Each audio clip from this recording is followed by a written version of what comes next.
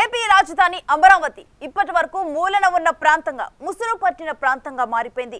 ఎటు చూసినా తుమ్మలు తుప్పలు తప్ప గత 5 ఏళ్లలో ఇక్కడ జరిగింది ఒరిగింది ఏమీ లేదు. కానీ ఇప్పుడు ప్రభుత్వం మారటం, సీఎం చంద్రబాబు గద్దెనెక్కటంతో అమరావతి తలరాత మారిపోనుంది. ఒక ఖచ్చితమైన సమయం పెట్టుకొని దాని ప్రకారం పనులు చేసేందుకు కేవలం 3 ఏళ్లలోనే అమరావతిని 90% వరకు తీర్చిదిద్దేందుకు ప్రభుత్వం నడుం బిగించింది. ఇంతకీ చంద్రబాబు గెలుపుతో అమరావతి ఎలా మారబోతోంది? మళ్ళీ భూముల ధరలు పెరుగుతాయా? రానున్న రోజుల్లో పరిస్థితి ఎలా ఉండబోతుంది?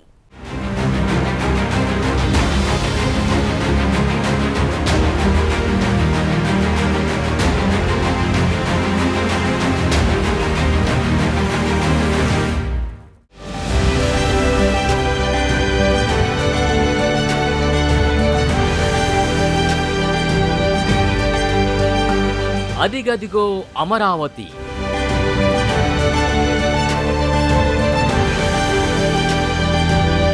ఆంధ్రుడు కలల కన్న స్వరాజ్యం.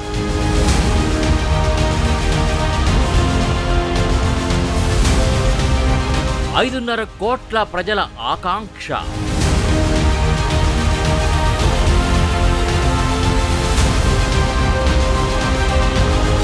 ఏపీ ప్రజలు తలెత్తుకుని చెప్పుకునే రాజధాని.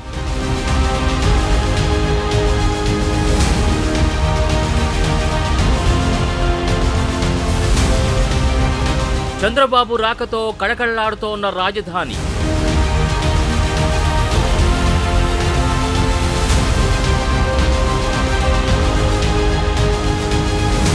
ఉద్యమాలతో ఉక్కిరిబిక్కిరైన అమరావతికి ఊపిరి.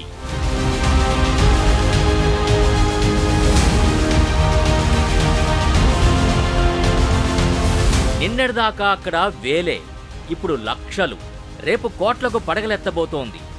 నిన్నటి వరకు అక్కడ పాడుబడ్డ భవనాలే, కానీ నేడు అవే ఆంధ్రులు కలల కన్న స్వరాజ్యం కాబోతోంది.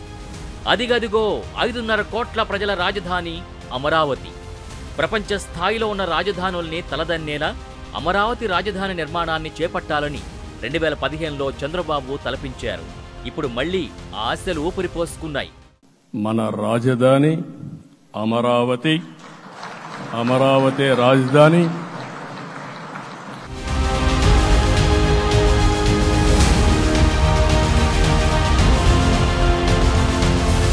శాతవాహనుల కాలంలో ఆంధ్రుల రాజధానిగా ఓ వెలుగు వెలిగింది అమరావతి. ఆ స్ఫూర్తితోనే నవ్యాంధ్ర రాజధానిగా అమరావతి నిర్మాణం ప్రారంభమైంది. విభజన తర్వాత రాజధాని లేని రాష్ట్రంగా మిగిలిన ఆంధ్రప్రదేశ్కు ఆ లోటు తీర్చేందుకు అమరావతి నిర్మాణం మొదలైంది. చారిత్రక సాంస్కృతిక వారసత్వానికి ప్రతీకగా ఉన్న అమరావతి స్ఫూర్తితో రాజధానిని ప్రపంచ స్థాయి నగరంగా తీర్చిదిద్దేందుకు శరవేగంగా ప్రయత్నాలు జరిగాయి. అమరావతికి అంతర్జాతీయ గుర్తింపు తేవాలన్న లక్ష్యంతో అందరూ ముందుకు కదిలారు.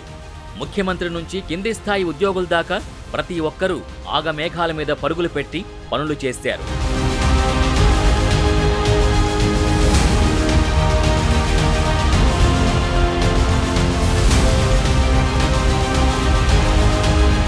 కలల సౌధం నిర్మాణం కొంతమేర సాగాక పరిస్థితులు ప్రతికూలంగా పరిణమించాయి. ప్రభుత్వం మారిపోయింది. అమరావతి నిర్మాణం ఆగిపోయింది. 5 ఏళ్ల పాటు నిలిచిపోయింది.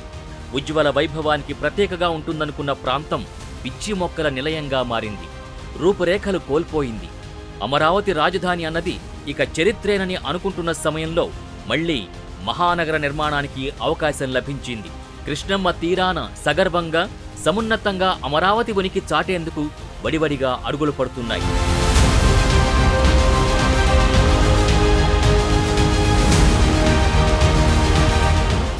ఏ ఒక్కటి కూడా ఇంతవరకు నిరూపించినటువంటి దాఖలాలు లేవు. కాలయాపన చేస్తూ అమరావతి రాజధానిని సర్వనాశనం చేస్తానికి, రాష్ట్ర అభివృద్ధిని సర్వనాశనం చేస్తానికి కంకణం కట్టుకొని జగన్మోహన్ రెడ్డి రాష్ట్ర ప్రజలు రాష్ట్రం ఆర్థికంగా బాగుంటే మనం చెప్పు చేతలో ఉండని ఒక చెడు నిర్ణయంతో చేసినటువంటి తప్పుడు నిర్ణయాలు రాష్ట్ర వ్యాప్తంగా ఒక అమరావతి విషయంలోనే కదండి, ఆంధ్ర రాష్ట్రంలో అభివృద్ధికి సంబంధించినటువంటి ప్రతి ఒక్క అంశం కూడా మరి ప్రపంచంలో ఉన్న వాళ్ళు కానీ మన ఆంధ్ర రాష్ట్రంలో చుట్టుపక్కల ఉన్న రైతులందరూ మరి ప్రజలందరూ కూడా అమరావతి గురించి ఎక్కువ ఆలోచిస్తున్నారు. కానీ అమరావతి కంటే కూడా చాలా ప్రాజెక్టులని ఆయన వెనక్కి పంపించేసి మాకు అభివృద్ధి వద్దు, మాకు అభివృద్ధి జరిగితే మా రాష్ట్ర ప్రజలు మాకు మా చెప్పు చేతలో ఉండని ఒక సంకల్పాన్ని పెట్టుకుని ఆయన ఒక రాక్షస పాలన కొనసాగించి ఆంధ్ర రాష్ట్ర ప్రజలందరూ కూడా భయభ్రాంతులకు గురి చేసినటువంటి వ్యక్తి జగన్మోహన్ రెడ్డి. గడిచిన 5 ఏళ్లుగా ఈ ప్రాంతమంతా నిర్మానుష్యంగా మారింది. పిచ్చి చెట్లతో నిండిపోయింది. అడవిని తలపించేలా తయారైన ఈ ప్రాంతం మరోసారి కళకళలాడబోతోంది. ఆంధ్రప్రదేశ్లో ప్రభుత్వం మారడంతో అమరావతి ప్రాంతంలో మళ్లీ జోష్ కనిపిస్తోంది. 5 ఏళ్ల పాటు స్తబ్దుగా ఉండిపోయిన భూముల ధరకు ఇప్పుడు మళ్లీ రెక్కలొస్తున్నాయి. అమరావతి మాత్రమే రాష్ట్రానికి రాజధానిగా ఉంటుందంటూ చంద్రబాబు నాయుడు చేసిన ప్రకటనతో అమరావతి పునర్వైభవం దిశగా మళ్లీ అడుగులు పడ్డం మొదలైంది. దీంతో అమరావతిలో మొన్నటి వరకు 10,000 నుంచి 12,000 ఉన్న గజం భూమి ఇప్పుడు ఏకంగా 35 నుంచి 40,000 పలుకుతుండటంతో రైతుల ఆనందానికి అవధులు లేకుండా పోయాయి.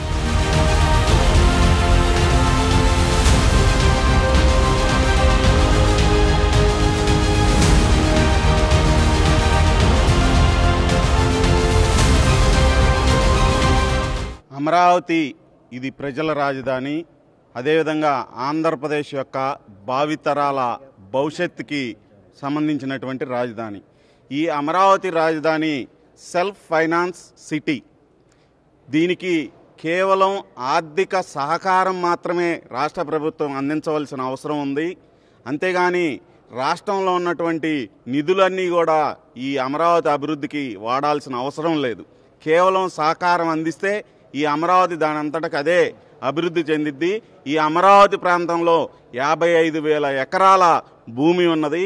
ఈ 55,000 ఎకరాల భూమిలో 8,000 ఎకరాల భూమి మాత్రమే ఇక్కడున్న స్థానిక రైతులది. మిగతా 45,000 ఎకరాల భూమి ఈ రాష్ట్రంలో ఉన్న ప్రతి ఒక్క ప్రజలది, ప్రతి ఒక్కరిది, ఈ రాష్ట్ర ప్రభుత్వం యొక్క ఆస్తి. ఎన్టీఆర్ జిల్లా, పల్నాడు, గుంటూరు, బాపట్ల, కృష్ణా, ఏలూరు జిల్లాల పరిధిలో సిఆర్డీఏ విస్తరించింది. దాదాపు 8,352.69 చదరపు కిలోమీటర్ల మేర విస్తరించిన అమరావతి రాజధాని ప్రాంతం మరొకసారి కళకళ్లాడబోతోంది. రాజధాని నిర్మాణం, మిగతా అంశాలన్నీ పూర్తి చేయడానికి కార్యాచరణ రూపొందిస్తున్నారు.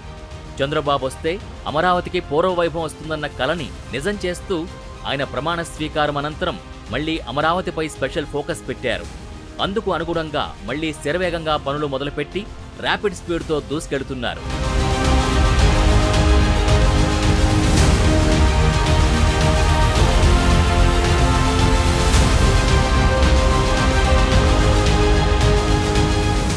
ఆ రోజు మున్సిపల్ శాఖ మంత్రిగా ఉన్న నారాయణ గారు, వీళ్ళిద్దరు కృషి వల్లనే ఆ రోజు ఇవన్నీ దాన్ని ఈ 5 సంవత్సరాల్లో, గత 5 సంవత్సరాలు ఏమీ లేదు, నాశనం చేశాడు. ఈ సైకో ముఖ్యమంత్రి, లాస్ట్ సైకో ముఖ్యమంత్రి నాశనం చేశాడు. ఇప్పుడు ఎట్లా ఉందంటే అండి, ఈ 5 రోజుల్లోనే మార్పులు కనపడుతున్నాయి. గత 5 రోజుల నుంచి మా ఛానల్లో ఉన్న కంచి చెట్లు, మా సైట్లో ఉన్న అన్ని క్లీన్ చేస్తూ ఉన్నారు. ఇది ప్రజా రాజధాని, ఇది ప్రజల, ఇది అందరి సొత్తు. ఇది ఆంధ్రప్రదేశ్ 5 కోట్ల మందికి అమరావతి అదే రాజధాని. దీన్ని నాశనం చేసి ఇక్కడ కొంతమంది శక్తులు ఈ నాశనం చేశారు. వీళ్ళందరినీ వీళ్ళందరి మీద కేసులు పెట్టాలి, అమరావతిని అభివృద్ధి చేయాలి. విభజిత ఆంధ్రప్రదేశ్కు రాజధాని నగరంగా 2015లో అమరావతి పురుడు పోసుకుంది. రాష్ట్ర ప్రజల ఆత్మగౌరవాన్ని నిలబెట్టేలా ప్రపంచ స్థాయి నగరంగా అమరావతికి అప్పటి ముఖ్యమంత్రి చంద్రబాబు రూపకల్పన చేశారు. పరిపాలనా నగరంతో పాటు ఆర్థిక, న్యాయ, వైద్య, క్రీడ, సాంస్కృతిక, ఎలక్ట్రానిక్స్, పర్యాటక, విద్య, వైజ్ఞానికమంటూ నవనగరాల నిర్మాణాలకు చోటు కల్పించారు. 217 చదరపు కిలోమీటర్లలో తొలి దశలో 58,000 కోట్ల రూపాయల అంచనాలతో రాజధాని నిర్మాణ పనులు చేపట్టారు.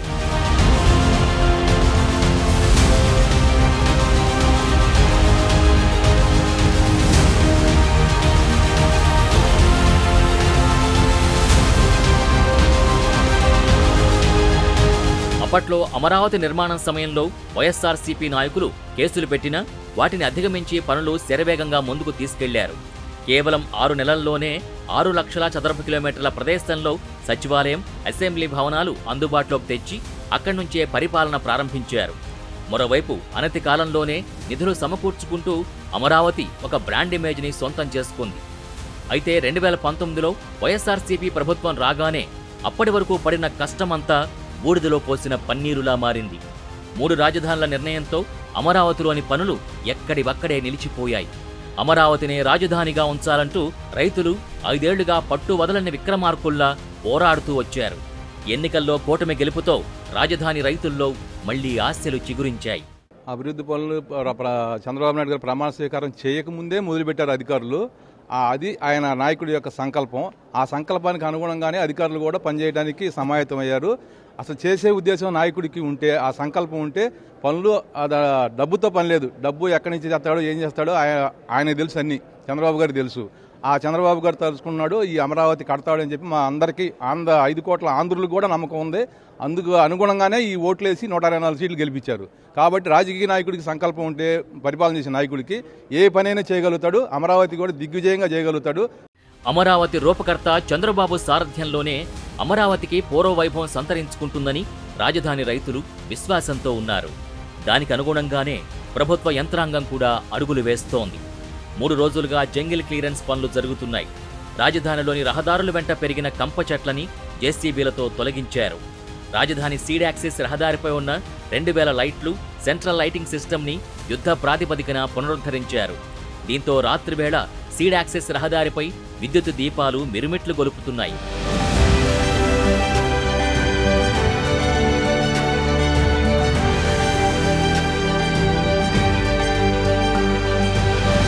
ప్రభుత్వ, ప్రైవేట్ సంస్థలకు తాగునీరు అందించేందుకు రాయపూడి వద్ద కృష్ణానది ఒడ్డున 10 LMD తాగునీటి ట్యాంకు నిర్మాణ పనులు శరవేగంగా జరుగుతున్నాయి.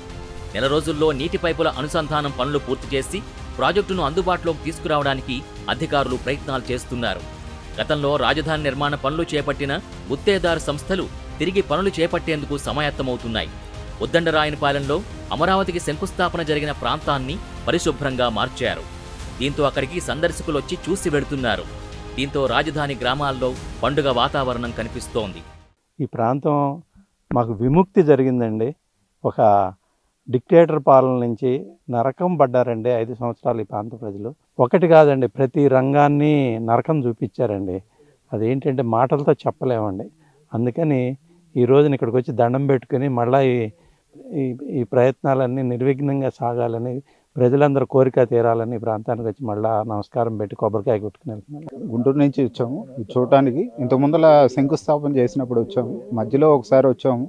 అప్పుడంతా ఎంత నీట్గా ఏమీ లేదు, అన్నీ పడగొట్టి అన్నీ ఎట్లా పడితే అలా ఉన్నాయి. ఏ సంఘిక కార్యక్రమాలు అన్నీ కూడా ఇక్కడ జరుగుతూ ఉన్నాయి. మళ్ళీ ఇప్పుడు వచ్చి చూసి ఇప్పుడు అన్నీ క్లీన్ చేస్తున్నారు. నేను గుంటూరు నుంచి వచ్చే దారుల్లో కూడా అన్నీ చూశాను.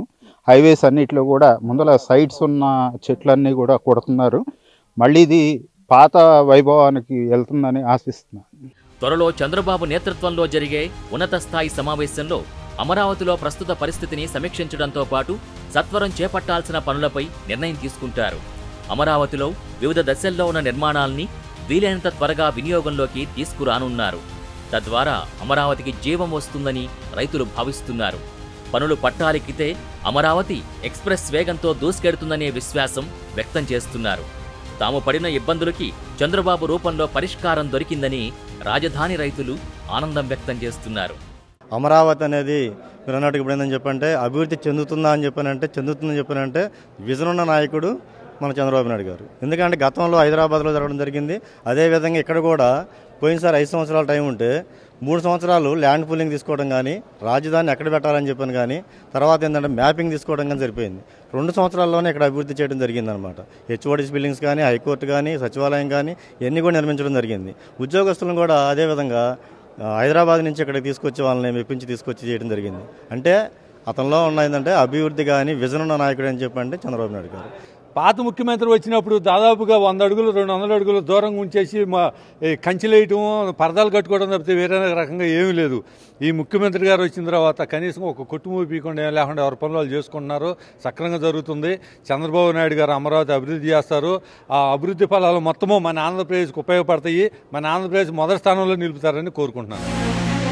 ఐఏఎస్ అధికారులు, ఉద్యోగుల బహుళ అంతస్తుల భవనాలు, జ్యుడిషియల్ క్వార్టర్స్, ప్రభుత్వ టైప్ 1, టైప్ 2 భవనాలు, శాశ్వత రాజధాని నిర్మాణ పనుల్లో భాగమైన జీఏడీ మెగా టవర్లు అన్నీ పిచ్చి చెట్లతో కమ్మేసుకున్నాయి. ఇక ఎక్స్పీరియన్స్ సెంటర్ తాళాలు తెరిచి బూజు దులుపుతున్నారు. ఈ సెంటర్ నలువైపులా విస్తరించి ఉన్న పొదల్ని తొలగిస్తున్నారు. రాజధానిలో విద్యుత్ తీగల్ని, భూగర్భంలో ఏర్పాటు చేసిన నిర్మాణాలు ఎక్కడ ఉన్నాయో తెలియనంతగా పిచ్చి చెట్లు విస్తరించాయి. వాటిని తొలగించి అన్నీ బయటకు కనిపించేలా చేస్తున్నారు. ఉద్దండరాయనపాలెంలో గత టీడీపీ ప్రభుత్వ హయాంలో అమరావతికి శంకుస్థాపన చేసిన ప్రాంతాన్ని శుభ్రం చేస్తున్నారు. సిఆర్డీఏ కమిషనర్ వివేక్ యాదవ్ ఈ పనుల్ని పర్యవేక్షిస్తున్నారు. శుక్రవారం నుంచి ఈ పనులు జరగనున్నాయి. ఇదిలా ఉంటే రాజధాని నగరం అమరావతి ప్రస్తుత స్థితిగతులు, భవిష్యత్తులో తీసుకోవాల్సిన చర్యలపై సూచనలు చేసేందుకు ఒక అధ్యయన కమిటీని వెయ్యాలని రాష్ట్ర ప్రభుత్వం నిర్ణయించింది. దీనికి సంబంధించిన విధి విధానాలు 2 రోజుల్లోనే విడుదల కానున్నాయి. అమరావతి రాజధాని నిర్మాణాల పనులు ఏ స్థాయిలో నిలిచిపోయాయి, ప్రస్తుతం నిలిచిపోయిన పనుల్ని ఎలా పూర్తి చేయాలి తదితర అంశాలపై అధ్యయన కమిటీ పరిశీలించాల్సి ఉంటుంది.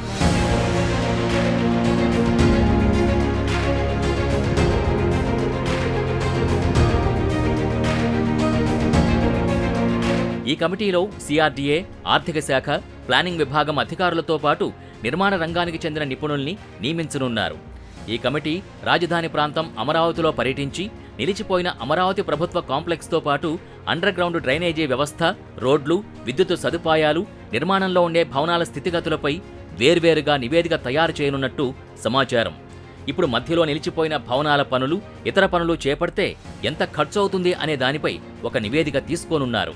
అలాగే ధ్వంసమై పనికి రాకుండా పోయిన నిర్మాణాల విలువ, నష్టం అంచనాలపై మరో నివేదికను కమిటీ సభ్యులు తయారు చేయాల్సి ఉంటుంది. అయితే ఈ నివేదికల ప్రక్రియ 2 నెలల్లోపే పూర్తి చేయాలని నిర్ణయించారు.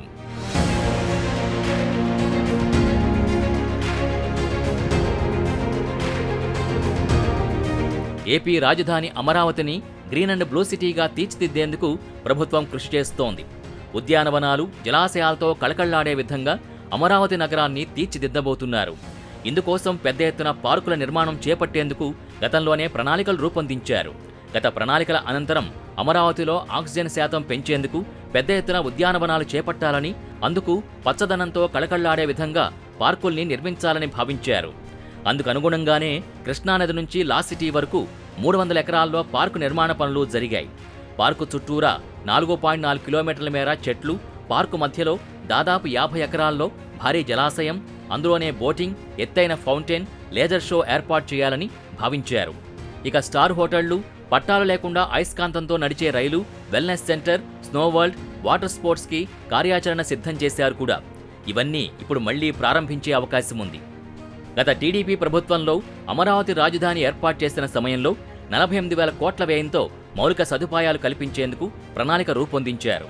దీనిలో రోడ్లు, విద్యుత్ వ్యవస్థ, భూగర్భ డ్రైనేజీ, విద్యుత్ లైన్లు, తాగునీటి సరఫరా, ప్రభుత్వ అధికారులు, ఉద్యోగులు, సిబ్బంది, జ్యుడిషియల్ సిబ్బందికి అవసరమైన తాత్కాలిక భవనాల నిర్మాణానికి సుమారు 9,050 కోట్ల వరకు ఖర్చు చేశారు. సుమారు 1000 కోట్ల విలువైన సామగ్రిని దిగుమతి చేశారు. 11,000 కోట్లతో ప్రణాళిక రూపొందించారు.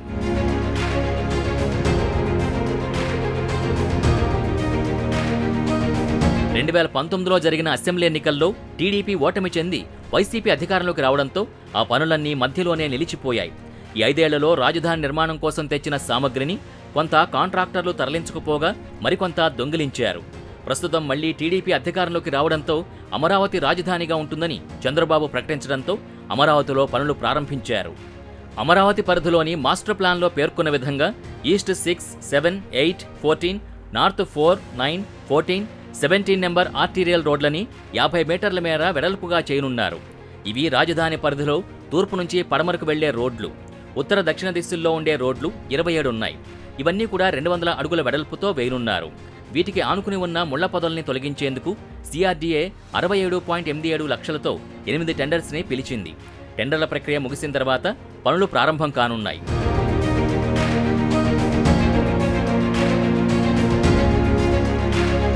మరోవైపు మున్సిపల్, పట్టణాభివృద్ధి మంత్రిగా ఆదివారం బాధ్యతలు స్వీకరించారు నారాయణ. ఈ సందర్భంగా అమరావతిపై కీలక ప్రకటన చేశారు.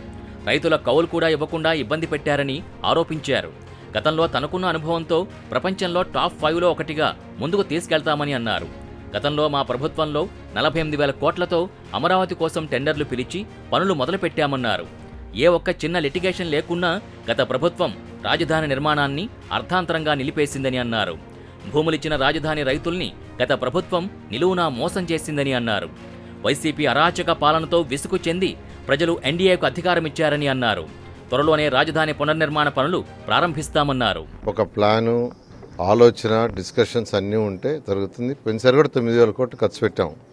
9,000 కోట్లు ఖర్చు పెట్టామంటే బడ్జెట్ ఇబ్బంది ఉన్నా మా ముఖ్యమంత్రి గారు దానికి తగ్గట్టుగా ప్లాన్ చేసి ముందుకు తీసుకుపోతారు. ఖచ్చితంగా ఎటువంటి ఇబ్బంది లేకుండా, ఎందుకంటే రాష్ట్ర ప్రజలకు మాట ఇచ్చాము. మాట తప్పకూడదు అనేది మా సీఎం గారి యొక్క ఇది.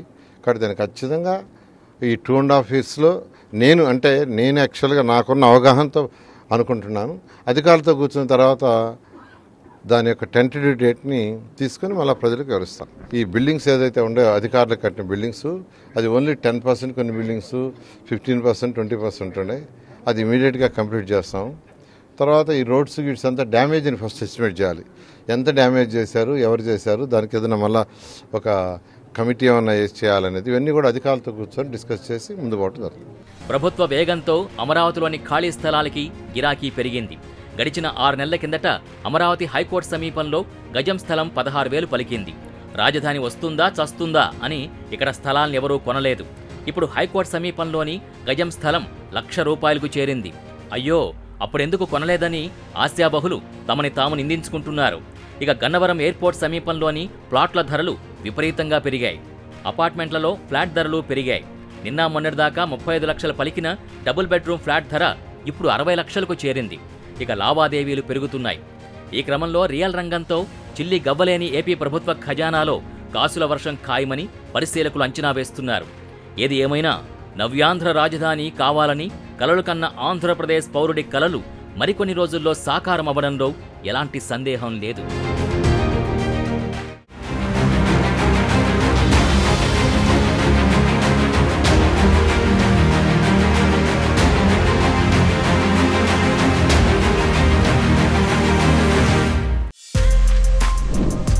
For more videos like this, subscribe Big TV channel.